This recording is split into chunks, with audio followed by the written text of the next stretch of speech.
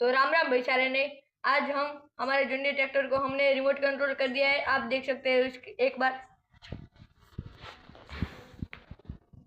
तो अभी नीचे हमने इधर एक इधर मोटर है, एक इधर है, और फिर ये तो गिर गया। इधर हमने चिपकने के लिए रखा था और इधर से नीचे गा गया। शॉर्टर ने रखा था ना। हाँ हाँ। હવે આપણે अब हम हमारे थोड़े जॉन्डियर से स्टैंड कराते।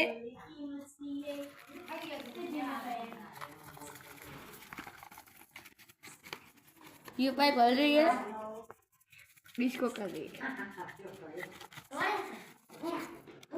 हाँ उठी गયું। હવે આપણે સ્ટન્ટ કરવાનો છે।